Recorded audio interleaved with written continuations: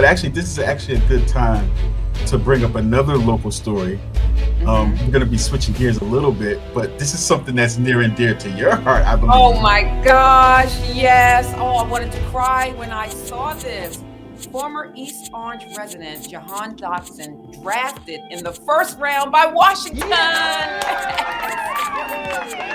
And that means a lot to you because you're from Washington, D.C. Yes, born and raised in Washington, D.C. That's my team, the Washington Commanders, Washington football team, and then Washington Redskins. But now we are the Commanders. Okay. And yes, I'm so excited. That is so great. Oh my goodness. That is fantastic. You want me to read this? This the story. Like, what does it say? Who are those people there with Yes. Him? So on April 28th, former Penn State wide receiver Jahan Dotson was drafted in the first round of the NFL draft by the Washington Commanders. He finished his collegiate career with 183 receptions, 2,757 yards, and 25 touchdown receptions. The former East Orange native is a graduate of Nazareth High School in Pennsylvania, but played a season at the Petty School in New Jersey. He's pictured with Dotson after his college choice in 2017. This is the 2017 picture, but he originally committed to UCLA. The 5'11", 184-pound speedster is flanked by his parents, Robin Bigelow Dotson and Al Dotson, both 1985 graduates of East Orange High School. That is phenomenal. All right. That's great. Yes. So we want to send congratulations out to him. And we're going to continue with the interview with James Ward right after we come back from another little break. Absolutely. Another wonderful show tonight with a very special guest. Who, me? No! You ready to do this? Oh, I'm ready to do this. And let me tell you, these Tuesdays, they go so fast. Oh my gosh. Too much time on your hand, is it? Honey, turn that clock off. I ain't paying no attention to it. Turn it off. Turn it off. We will be right back. I'll be right here doing nothing. Man, you don't want to miss this. I'll be there. I am back. I have my Wonder Woman bracelet on. Well, I only have one, but anyway. Hello, Urbanites. Hello. What's happening? It's been a minute. Hey, what's up, cholas? What's up? Hello, gorgeous. And let's dig into this because this is really important. I'm listening. My Urbanites, I love you. I'm going to try to read this headline for us. Sure. NBIMC earns recognition for promoting organ donation awareness. All right. And of course, anybody that's wondering what the NBIMC is, the U.S. Department of Health and Human Services awarded Newark Beth Israel Medical Center, which is NBIMC, its platinum level recognition for the hospital's efforts to increase enrollment in the New Jersey State Donor Registry and spread the life-saving message of organ and tissue donation awareness. They go on to say that the U.S. Department of Health and Human Services, Health Resources and Services Administration, Workplace Partnership for Life Hospital Campaign presents the Platinum Award, its highest accolade, to hospitals across the country who successfully increase awareness of the importance of organ donation.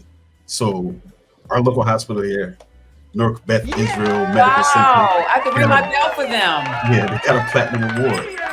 I am so proud of that hospital because, again, they're right smack in the urban community. They're like right there in the urban community doing what they have to do. And who's the leader of that hospital? Who's in charge? Well, we have a quote from the president and chief executive officer of Newark Beth Israel Medical Center and Children's Hospital of New Jersey, who's Mr. Darrell K. Terry Sr., who you see pictured right there.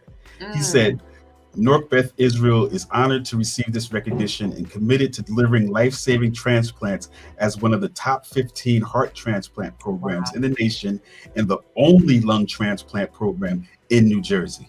Wow. Big up to Mr. Terry. Once again. Definitely.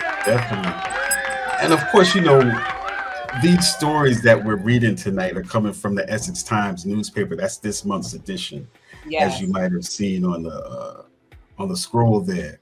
So we might turn Mondays into a more local segment. Not Monday. Well, or a different day. What day you think we should do? Friday. Friday? You think people want to hear about local issues on a Friday? I physically can't do Monday.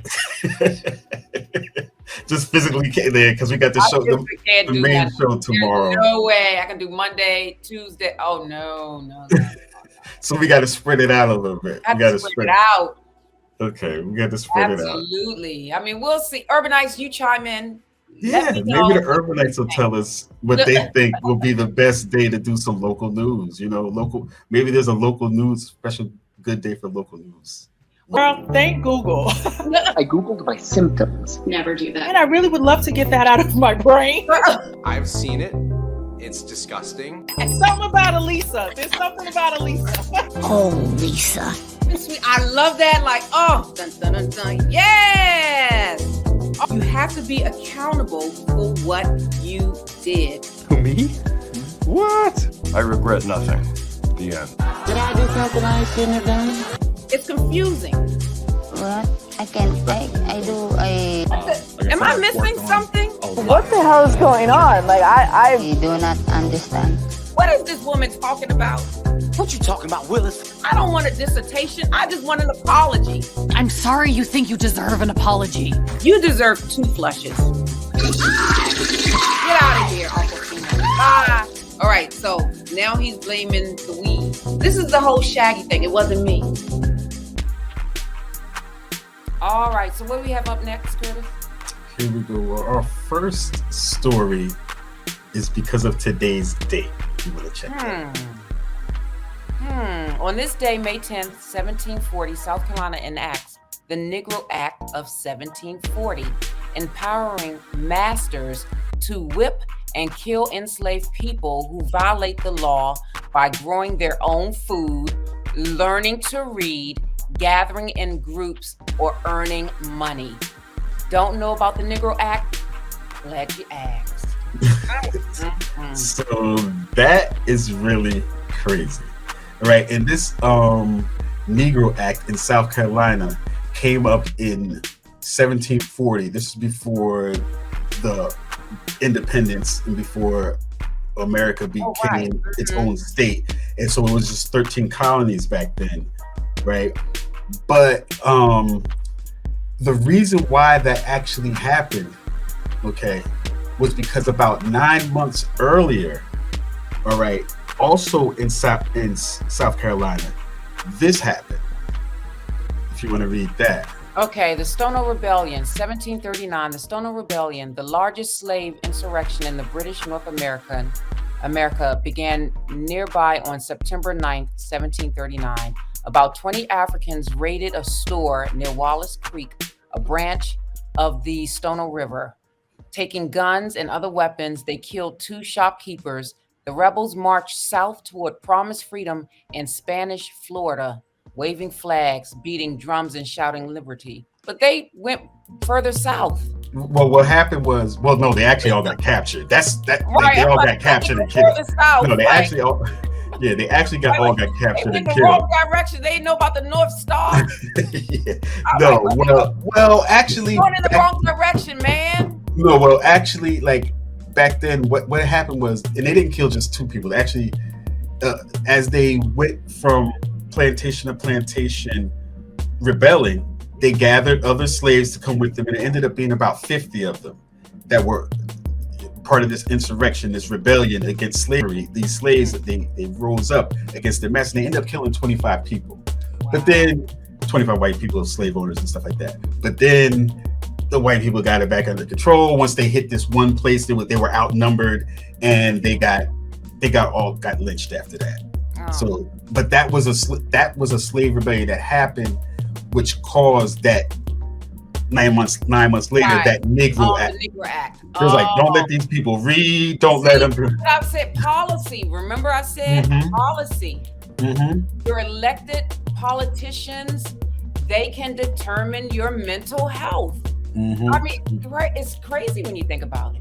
No, Curtis, what's this? I can't see that. Yeah, you need your readers. All right, it says the enslaved leaders of the rebellion knew their best chance for success would be during the time of the church services when armed white males were away from the plantations. South Carolina actually passed laws to make life somewhat easier for my ancestors. That's the perspective of this guy writing the tweet. What he means by that is white owners were penalized for imposing excessive work and punishment, and a so-called Christian school was started so enslaved people could learn Christian doctrine on a Sunday. So when the white plantation masters had to go to church on Sunday, they was like, that's when these people chose to rose up in that Stonewall Rebellion. So there's like, instead of letting that happen, let's make a mandate that we can't make them work hard on a Sunday, and then we'll give them Christian school instead and let them learn to read a little bit, and they could, if they just read the Bible and stuff. Right. Okay, and so that's why, those laws and stuff happened, because they were trying to figure out how, because at that point, there was more black people in South Carolina than there was white people. All right, so she says, the colony already had more blacks than white people. So South Carolina stopped this by putting together a huge duty on the importation of new slaves from Africa and the Caribbean. Authorities also tightened control over the enslaved. So there was it can only be a 1-to-10 ratio on the plantation. So they started making laws like, yo, there's too many black people around here. We got to keep them under control. So y'all can't have, if there's already X amount of black people in this state, that's it. There's a cutoff number. If you want to try to bring more in, we're going to tax you real heavy on bringing that next person in. Well, see, that's why I can't even go to a restaurant or a hotel with the name Plantation in it. I can't. I'm not sleeping in no Plantation Inn. I don't want to stay at the Plantation B&B. I don't want to have no plantation salad dressing. Like, I just No, and some people like have their weddings at plantations and stuff like that. No, like you've seen that before, right? Like people have these elaborate, and even black people too. And sometimes interracial marriage, when an interracial marriage happens at an old plantation, that's the worst. I can't. That's the worst. Nope. I drive right by plantation. I was driving to Virginia. I saw this big, huge plantation inn, and it was like, "Come on in." I'm like, no, I don't think so. No. But like our history, which a lot of people don't want us to learn, has all these interesting facts in it, though. Yeah. You know what I mean? Our history has these interesting things that we actually probably never even learned about in school. Right. Oh, yes. Hello. Well, because we don't write the textbooks. We're not publishers. And then I always ask the question, is it the party goer's job to tell us about ourselves, or should it be left up to us? That's true. Party goers, I mean, we can't rely on them. But there's two things about that. Two things. One thing is, but sometimes books and stuff get banned and stuff like that. So they're making it illegal to have certain books, and they're preventing, like with that Negro Act, they're preventing people from trying to learn. And people were trying to pull themselves up by their bootstraps and stuff like that, but they didn't allow them to. But on the other flip side, when black people start teaching themselves, then we might have situations like this. All right, so this is Lincoln College, a historically black college in Illinois, will close this week after 157 years, saying it could not survive the financial challenges of the pandemic and a ransomware attack last year. So I was like, what's a ransomware attack? I was confused. First of all, I had never heard of this school. Right. We know of Lincoln University in Pennsylvania being a historically black college, but I just never heard of Lincoln College in Illinois. But what they're saying is they got hacked, and it was confirmed they were hacked by some group in Iran. So so they got hacked. Like, yo, they hacked my account, man. We got to close the school. Like, that's what happened. So it's like they trying to teach each other, trying to teach these people, you know what I'm saying? So why did they attack that school? Like a school, like what? That you never heard of before, right? Well, maybe it's a dry run. Well, yeah, it could have been. It could have been a dry run, for other things to come. That seemed too easy, like, okay. They shut the whole school down. We gone. We out. Like there's nothing to do. Like we have. How many students did they have? Like 16? I mean, what? Well, follow who got the tuition, I guess. Who took the tuition money? Did they get a reimbursement? Was they still charged for that semester? Like, hold up. Like, this school is not even accredited anymore. Oh, man. Speaking of that, Morris Brown received this accreditation in Atlanta, so they're going to open back up fully. Okay, yeah.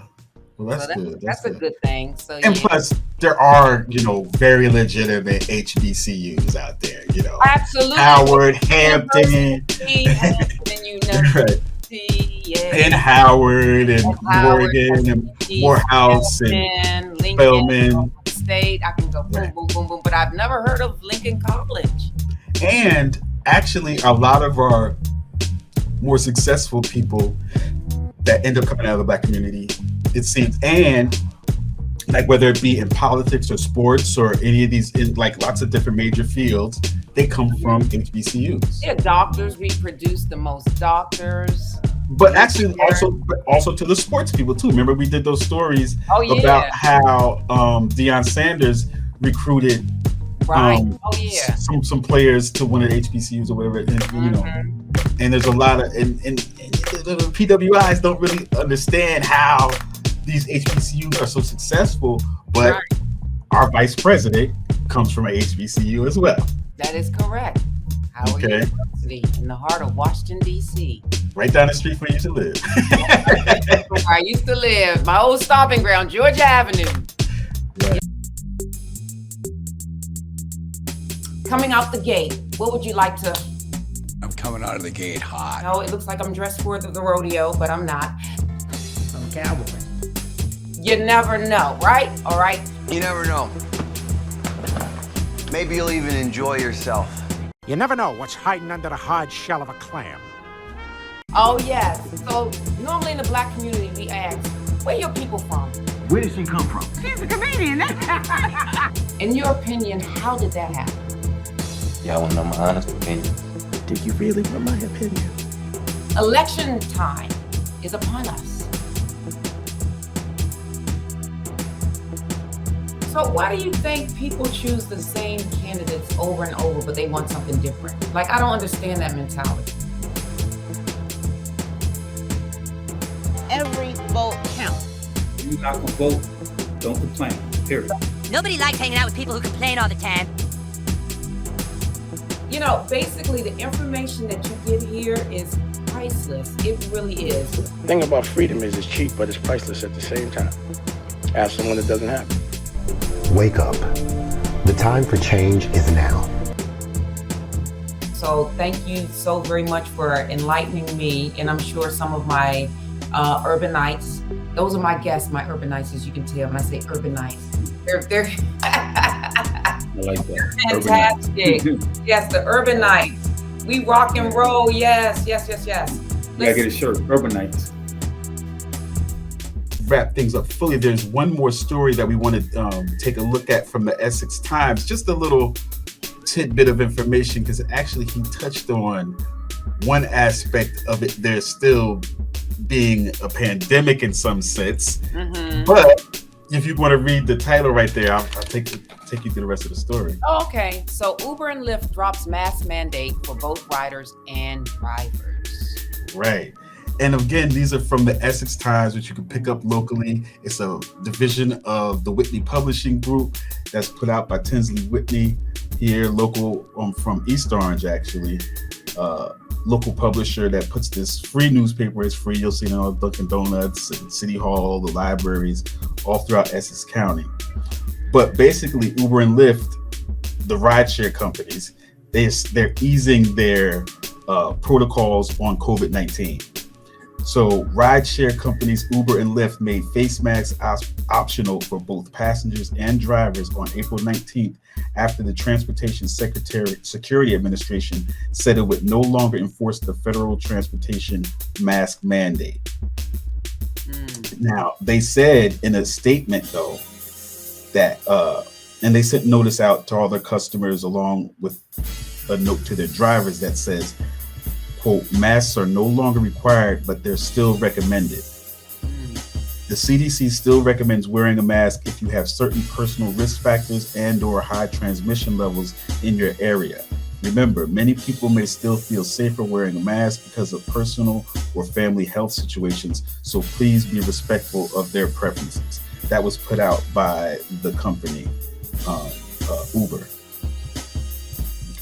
Okay, so it's up to you if you want to wear your mask.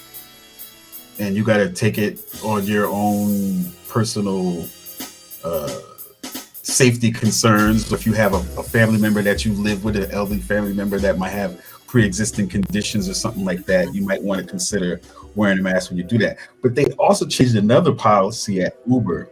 And it says, in addition to masks, Uber said it would update its front seat policy, allowing customers to once again sit in the passenger seat next to the driver. I'm not sitting next to no driver. It says, however, the company asked passengers to quote, use the front seat only if you need it due to the size of your group, unquote. Exactly. I'm not going to be a lone passenger sitting up in the front seat with the driver. No.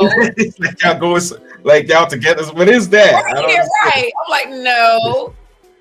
And they're saying that, you know, people have different comfort levels. Right, exactly. And that's no. That's not comfortable for you?